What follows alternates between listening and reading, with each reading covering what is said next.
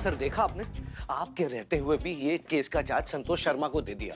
हाँ तो आप ही की तो करतूत का नतीजा है ये दीवान जी। ना ही आपने बेचारी करिश्मा सिंह की वीडियो को अपलोड किया होता, ना सर धीरे धीरे बोलिए। ना ही आपने वीडियो अपलोड की होती, ना ही हसीना और करिश्मा सिंह के बीच में दरार पड़ती, और ना ही इस थाने में ऐसी नेगेटिविटी फैलती दीवान जी। अरे दीवान जी, हमें थाना जीतना है। ऐसे सियासती खेल से इस थाने की मासूमियत नहीं छीननी है हमें। अब आपको हम ऐसे लगते हैं कि क्यों किया आपने ये सब? सर आप ऐसे नहीं हैं, पर प्लीज धीरे से बोलिए ना सर। अगर किसी ने सुन लिया ना तो आज ही मेरा ट्रांसफर या लाइन हाजिरी हो जाएगी सर। इसी लायक हैं आप। अगर हमारे गुरु नहीं होते ना तो हम खुद आपकी लाइन हाजिर करते। क्या बालों के साथ साथ अपने इंसानियत और शराफत के उसमें भी डाई मार लिए, जो इतनी काली काली घटिया हरकतों पर उतर आए हैं?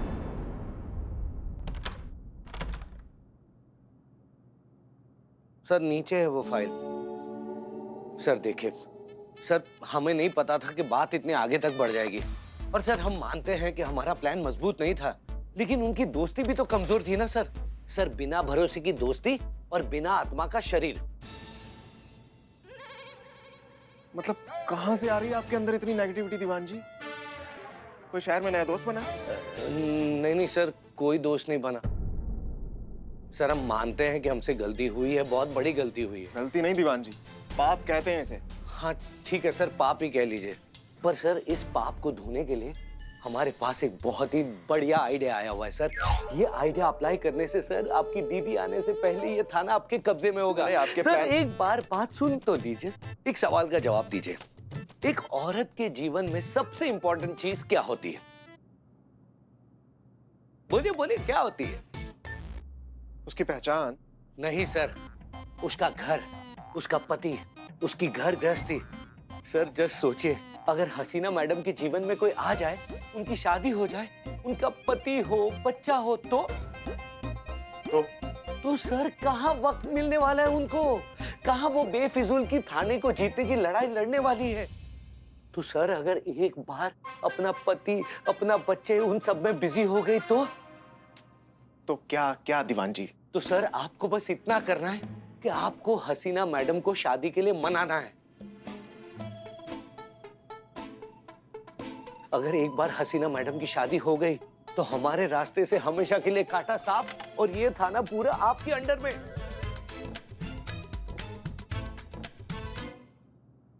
ग्रेट।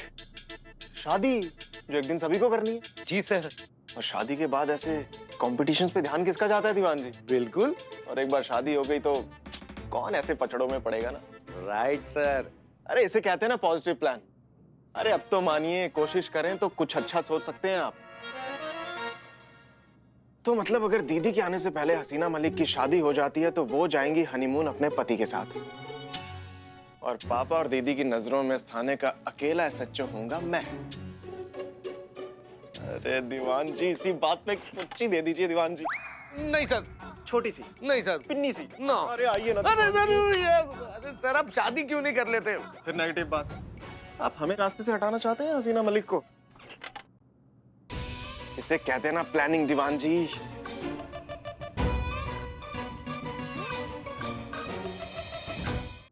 तो फाइल ठीक से नहीं रखते हैं ये लोग।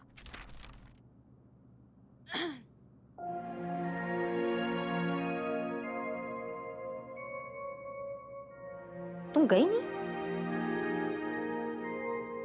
काहे?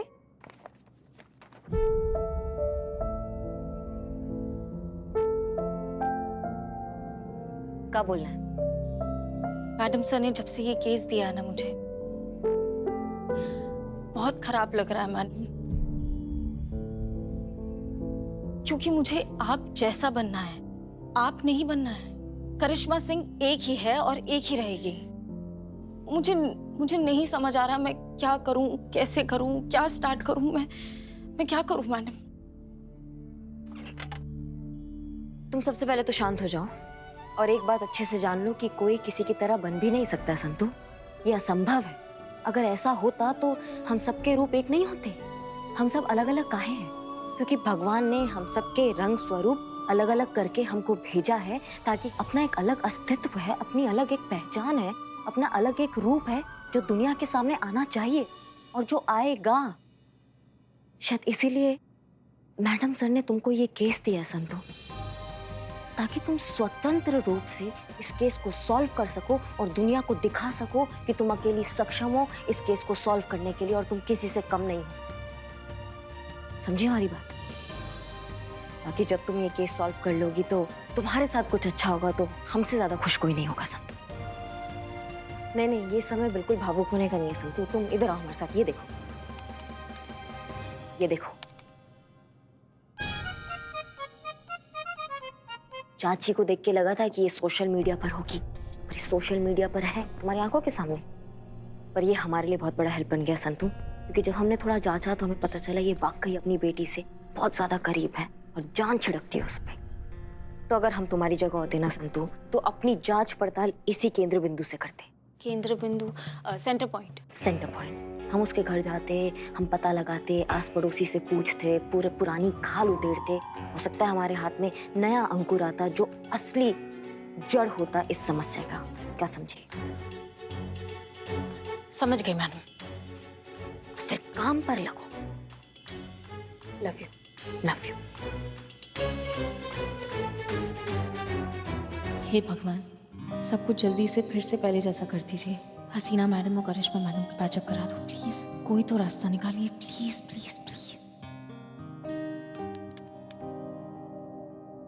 जाओ ना। अब जय हिंद। जय हिंद।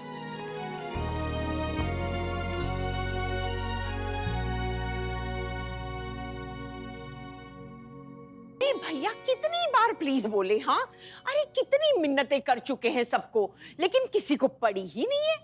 पता नहीं हसीना सबके कान में क्या बोल जाती है, सबका दिमाग ही फिर जाता है। सब लड़का ढूंढना ही बंद कर देते। प्लीज भैया प्लीज, आप तो कोई ढंग का लड़का ढूंढ के दीजिए हमारी हसीना के लिए। हाँ ढूंढ दीजिए। ढूंढ दिया मैडम। ऐसा कंचा लड़का ढूंढ के निकाला है कि लेफ्ट साइड से प्रोफाइल देखेंगे तो कहेंगी अरे ये तो ऋतिक, राइट साइड से प्रोफाइल देखेंगे तो कहेंगी अरे रणवीर सिंह, फ्रंट से अक्षय, बैक से अजय, आते हुए संजय, जाते हुए रणवीर। अरे लेकिन रणवीर की तो शादी हो चुकी है ना। इसीलिए तो जाते हुए बोला। अच्छा, लेकिन कैरेक्टर हीरो जैसा है या फिर नवाजुद्दीन? कैरेक्टर कैसा? सीधा लॉन्ड्री से धुल कर आया मैडम, एकदम बेदाग, छक सफेद, क्लीन। अरे तो इंतजार किस बात का, बात को आगे बढ़ाइए बस। बात आगे बढ़ाइए। बात आगे बढ़ चुकी है मैडम। मैंने उसे आपके घर का एड्रेस दे दिया। लड़का आपसे मिलने आपके अच्छा? घर आता ही होगा। अच्छा मिल के जांच परख लीजिए, समझ में आए तो टोकन टिका दीजिएगा। ठीक है। टोकन? अरे नेक वेक कुछ हाथ पर रख दीजिएगा, लड़का हाथ से नहीं जाएगा। अच्छा अच्छा, समझ गए समझ गए। अरे घंटी बजी, लगता है लड़का आ गया। मेरा भेजा हुआ लड़का? हाँ बाद में बात करते, वही वो आ गया लगता है। हाँ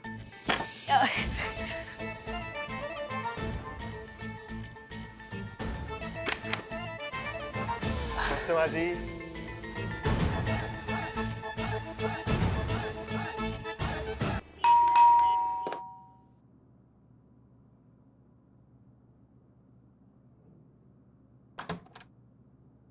नमस्ते माँ जी।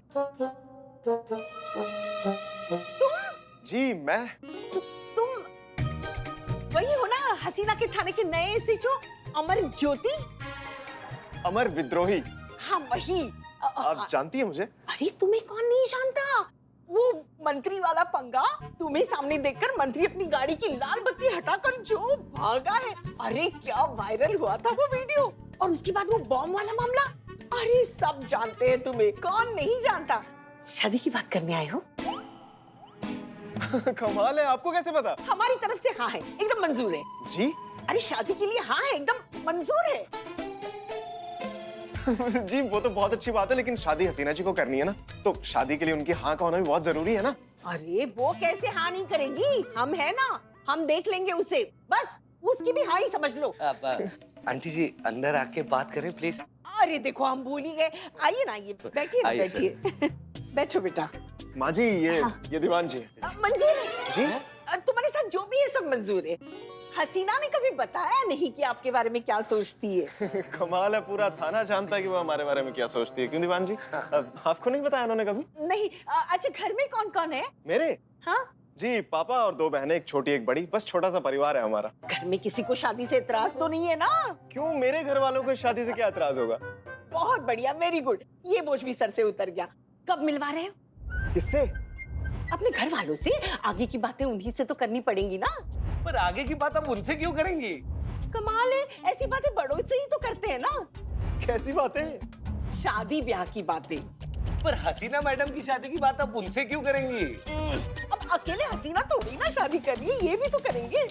तो ये जब करेंगे तब बात भी कर लेंगे। जब करेंगे मतलब अलग अलग थोड़ी ना कर रहे हैं दोनों। कौन दोनों? अरे ये दोनों हसीना और अमर ज्योति शादी करेंगे ना। शादी? हाय रे, देखो कैसी गलत फहमी का शिकार हो गए हम। ये लीजिए, चाय लीजिए। लीजिए दीवान जी।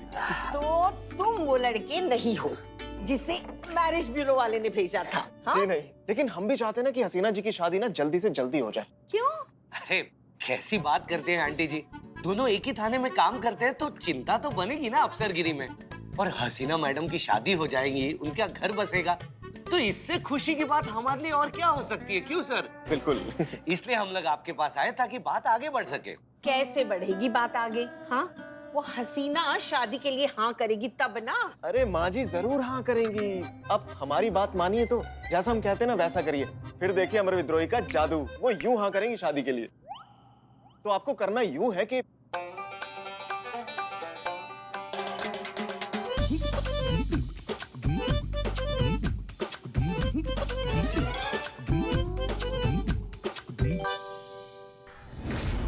सुमन के घर और आसपास के लोगों से पूछताछ के बाद कुछ इंपॉर्टेंट पॉइंट्स पता चले मैडम सर। चोरी के वक्त सुमन के घर पे सुमन के अलावा और कोई भी नहीं था। सगाई के लिए जो रिश्तेदार आने वाले थे वो चोरी के बाद आए, तो उन पर भी शक करने का कोई मतलब नहीं है। बचा कौन? सुमन की बेटी पारुल। उसका क्या? उस पर भी शक नहीं किया जा सकता क्योंकि ये सब तो उसी के लिए हो रहा है ना। हाँ, और ये शादी में मैडम सर कोई जोर जबरदस्ती वाला भी एंगल नहीं है क्योंकि ये सब पारुल की सहमति और उसकी खुशी से हो रहा है। इन्वेस्टिगेशन से हाँ ये जरूर पता चला है कि यहाँ करिश्मा मैडम बिल्कुल सही है। एक मिनट, करिश्मा सिंह कब इन्वॉल्व हुई? वो एज अ सीनियर वो सुपरवाइज कर रही है ये। तो सुमन अपनी बेटी पारुल से बहुत ज्यादा प्यार करती है। अपनी जिंदगी भर की जो कमाई है ना वो शादी में झोंक दी है। और ये बात भी सही है कि लड़के वालों की डिमांड से सबसे ज्यादा महंगी वो अंगूठी खरीदी है। ठीक है, और कुछ? और आगे पीछे तो बस इतना ही है मैडम सर। लेकिन हाँ, मेरे पर्सनल ऑब्जर्वेशन से मुझे ये लगता है कि मामला चोरी का नहीं है, ये बात ही कुछ और है। ठीक है, तफ्तीश जारी रखिए। अगर कुछ और अपडेट हो तो हमें बताइएगा। जी, खाली है। हाँ?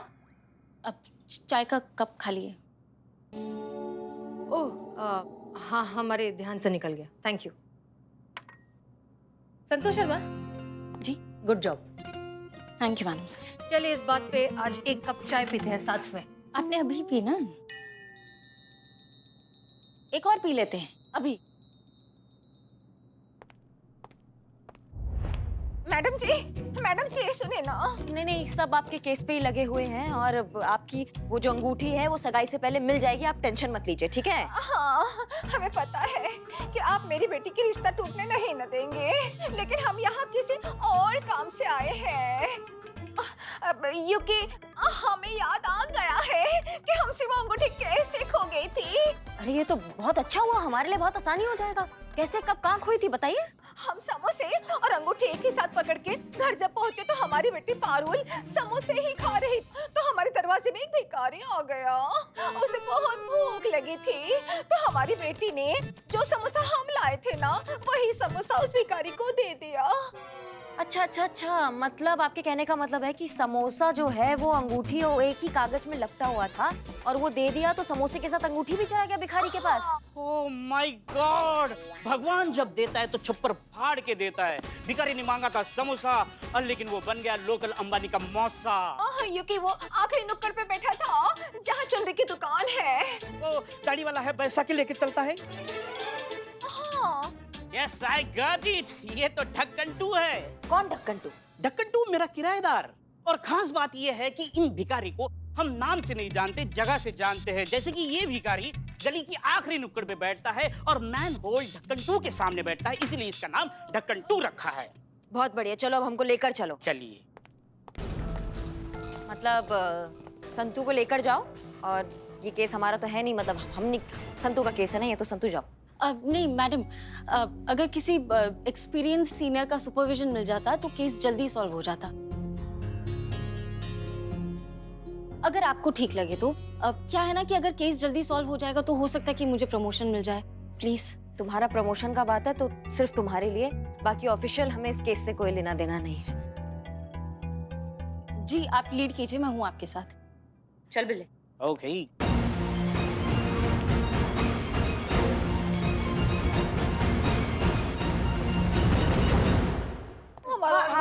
आप फिलहाल आप घर जाइए, मैडम तफ्तीश करके आएंगी, हम आपको इत्तला कर देंगे, ठीक है? आप जाइए। हाँ जाइए। पुष्पा जी प्लीज रहने दीजिए, हम जानते हैं आप क्या कहने वाली हैं। कुछ जख्मों का इलाज अगर वक्त पर छोड़ दिया जाए तो बेहतर है। मगर मैडम सर कुछ जख्म खुले भी तो नहीं रख सकते ना, और गहरे हो जाते हैं। आइए, आ गया है ढक्कन नंबर 2 का अड्डा। ये रहा ढक्कन नंबर 2 का अड्डा।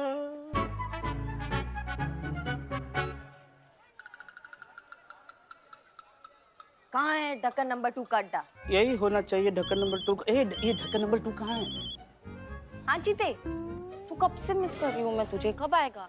तुम्हारी मैया की 500 किलोमीटर दूर हाँ, तुमने गाड़ी खड़ा हाँ, करा दिया, बहन, वहाँ से केस गली की कुच्चे से सोची तुम है। हमको लेकर आ कब रहे हो। आएगा? हमें चूरन बना के रखा है क्या तुमने? हाँ चला चला के हमारा हाथ पूरा कर दिया तुमने। निठल्ले को बोलो हम काम कर रहे हैं, हम निठल्ले नहीं हैं। हाँ। तो यही होना चाहिए, मतलब 11 महीने का प्रेग्नेंट है। क्या? एग्रीमेंट है उसका, मतलब 2 महीने कम है एग्रीमेंट खत्म होने में, डिपॉजिट छोड़ के नहीं जा सकता। नहीं वैसे देखा जाए तो बिल्लू जी की इन्फॉर्मेशन कभी गलत नहीं निकलती है। Yeah, thank you, Santosh ji. I'm below this 5.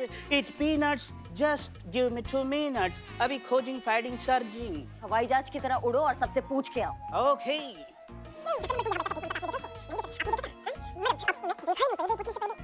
नहीं देखा है बाप रे। हमें नहीं लगता कि ढक्कन नंबर 2 का अड्डा यहाँ है और इस बार बिल्ले की इन्फॉर्मेशन सही है। समय बर्बाद हुआ है हमारा यहाँ पे आके। चलो तुम कहाँ रहे? आपके साथ आए थे, आपके साथ जा रहे हैं। नहीं बहुत हवाई जहाज बन रहे थे ना तुम तो तुम रनवे पे जाओ ना, जाके वहां से उड़कर आओ। 2 दिन से कुछ खाया नहीं है इस जहाज ने, इस जहाज में कुछ फ्यूल नहीं है, ऐसे ही भूखा उड़ेगा तो क्रैश हो जाएगा ना। बिल्लू जी अभी तो जीप में आपने कहा कि आप कल रात को पार्टी कर रहे थे दोस्त के घर पे। वो मैंने पेट को बहलाने के लिए बस। तो जितना भी मटर पनीर चिकन मटन तुमने खाया ना, अब उसको जाके निकालो और भाग के आओ। अरे मैं ये हवाई जहाज कैसे उड़ के आएगा? ये देखो खंबे से टकरा गए, दिखने में तो खंबा है, पीने में खंबा कब मिलेगा?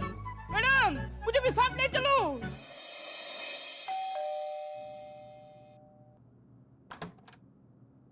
हेलो अम्मी, सॉरी आज आने में थोड़ी सी देर हो गई।